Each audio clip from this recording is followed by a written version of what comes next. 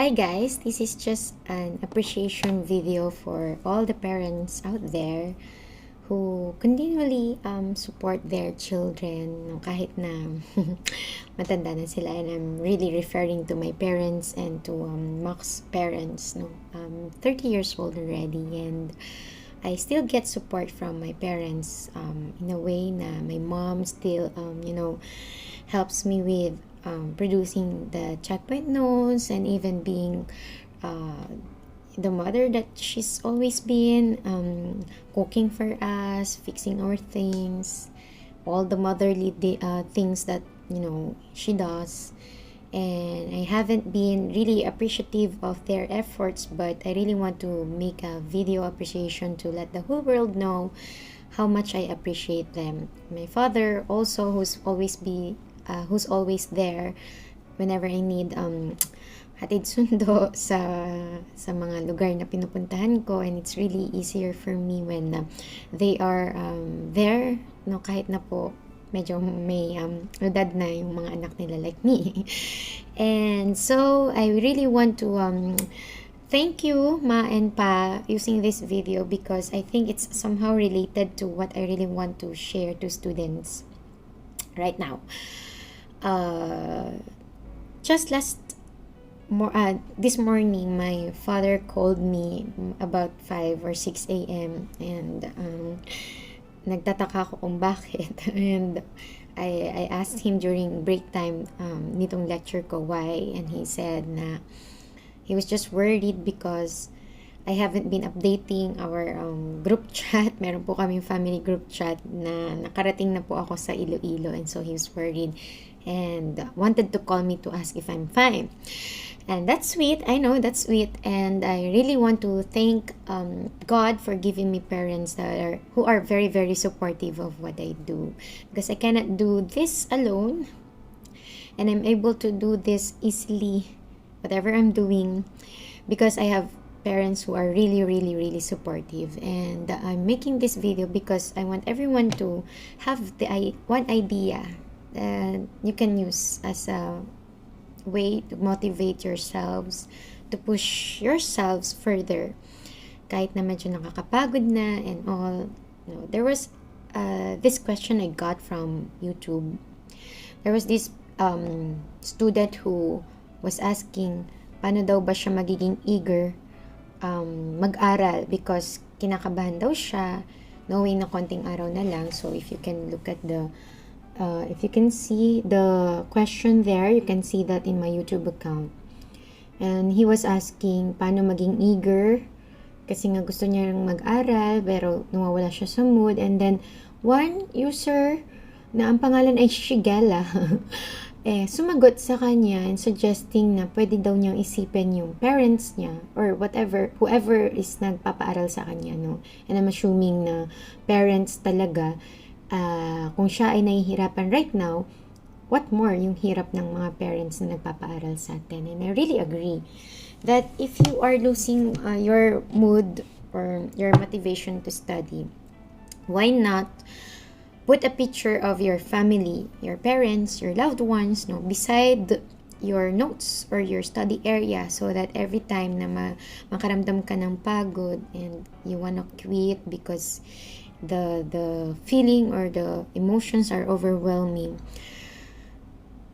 chill ka muna, no? Pause and then pray to God and then look at the picture and imagine their faces, their tears and their smiles, no? Tears of joy and smiles when they find out na isa ka na sa mga pumasa, or better kung pagbibigyan talaga tayo ni Lord na mag-top sa board exam, right?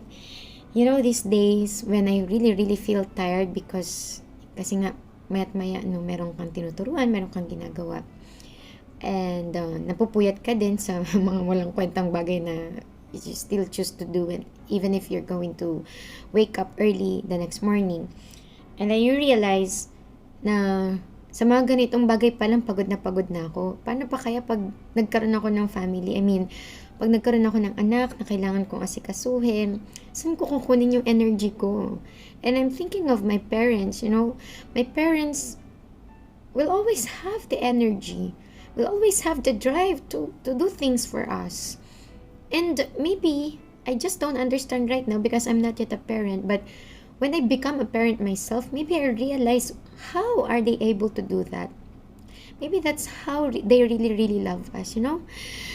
Parents na, yung parents na hindi natin alam kung saan kinukuha yung yung energy nila, and saan ba nila nakukuha yung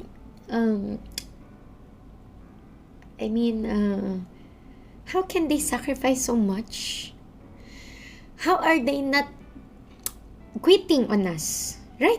I mean, tayo nga, reklamo tayo ng reklamo just because it's so overwhelming. We're studying and all, pero most of us are well provided. I'm not saying everyone is, but if you're well provided and nagrereklamo pa tayo, paano na yung parents natin? Right? I think mas nagsasakripisyo sila kaysa sa mga sakripisyong ginagawa mo ngayon. So, I think you can really drive motivation thinking about them. Na when you really are able to do this, no, you can start making your own way of giving back to them. And making them proud is really one of the most precious moments you can have on this earthly life. And so, I do hope that you will use your parents or loved ones as a motivation to fight. Alam ko nakakapagod. Pero, itong pagod na to, worth it. Magiging worth it to. Kaya, kapit ka lang. Soon enough, you'll make your parents proud. And kung nahihirapan ka, mas nahihirapan sila. Don't ever forget that they really, really, really love you. Even though hindi kayo vocal sa isa't isa, hindi nyo sinasabi that you love each other, I'm sure that you do. Okay? Just as God loves us. Alright? So, I hope you will be able to use this tip to push you further. Walang susuko. Kasi kung para sa'yo to, para sa'yo to. I also happened to get a message about how to handle situations where we disappoint our parents, because it's really, really hard na ma-process yung pakiramdam na ikaw yung source of their disappointment. And the first time I got this question, I don't know how to answer because I am not yet a parent, so I don't know how will they feel kung medyo ma-disappoint sa mga anak nila. But I asked my mother one time, and I asked her, were you ever disappointed in us whenever we fail, especially in exams or particularly in life? And I was hoping for a positive response because I was thinking na baka makatulong, no? But she said, yes, of course. And then she started crying because she was explaining to me bakit siya na-disappoint. Bakit ba siya na-disappoint? She got disappointed because as a parent, she doesn't want to see her children get hurt when they fail, no? Because as a parent, you know, you want your children to have the best in life, no? If pwede lang sanang ikaw ang kumuha ng sakit na nararamdaman ng mga anak mo, ng hirap na nararamdaman ng mga anak mo, I'm sure you will want to get it from them. So at that point I realized, no, maybe our parents get disappointed not because we are failures, but because they don't want to see us get hurt. But getting hurt is part of life, and I think you are being, trained to become stronger. And kumbaga, part ng tough love ni Lord na padaanin tayo sa malubak na daan so that we'll learn how to pick ourselves up. Right? So, I hope you get my point. That getting them disappointed is part of life. No, I'm not saying you should do that. But kapag nadi-disappoint sila, that's not because you are a failure. It is not because you are a failure. You are not a failure.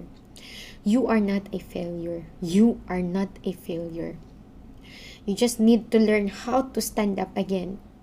Tuwing nadadapa ka, bangon ka lang ng bangon. Bangon ka lang ng bangon. At pag natutunan mo kung paano lumaban, I am sure that you will be stronger and better and more equipped for the next challenges that God will give you. So, I hope you think about it this way now. Na kung na-disappoint man natin sila, that's not because we failed, but because they want to see us succeed. Kasi parents natin sila. And they love us. They would want us to have everything, if possible, the easier way, but hindi talaga pwede. Kailangan talaga natin pagdaanan yung mga pagsubok sa buhay para matutunan mo yung mga life's greatest lessons. And also asked about this to Sir Francis Kong. Follow him if you can because he's very inspirational. So, the last time I asked him about parents getting disappointed, he told me na the parents have the right to get disappointed because they are human. So, wag natin sila tanggalan ng karapatang hindi masaktan kasi tao rin lang sila. So, masasaktan talaga sila. And we just need to allow them to, heal. Just as we are allowing ourselves to heal from the pain, from the brokenness. Okay? And one day when we wake up and we are able to thank God for this event in our life, you will start healing. You will start accepting that you need this because God is preparing you for something you are praying for. So, I hope somehow it relieves us, no, kung isa ka man sa mga estudyante na ang problema at ang kinatatakutan ma-disappoint ang parents natin. Just know that this is part of life.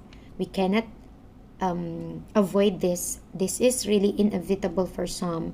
If God plans na mabasag ka, magpabasag ka lang. Pero wag kang susuko. Lumaban ka pa rin at hanapin mo kung ano yung tinuturo ng Diyos sa'yo. Para pag natutunan mo na yun, no, ikaw na ang magiging source of strength ng mga susunod na tao na makakasalumuha mo. You will be using your own life story to inspire people. Alright? Your parents love you. They may be disappointed for a short time, but that doesn't change the fact that they love you and they will always be there. No matter what you think of yourself, no matter how many voices are telling you otherwise, your parents love you. They love you and they want the best for you. So, do this, no? Isama mo sa listahan ng mga gusto mong pag-alayan ng victory na to ang parents mo or kung sino man yung nandyan lagi para sa'yo. Okay? You are not a failure. You are not a failure. You can do this. Kaya mo to, maniwala ka lang. You have a God with you. And when you have Him, you can do everything. Everything is possible with God. Alright? God bless you and thank you for listening. Bye!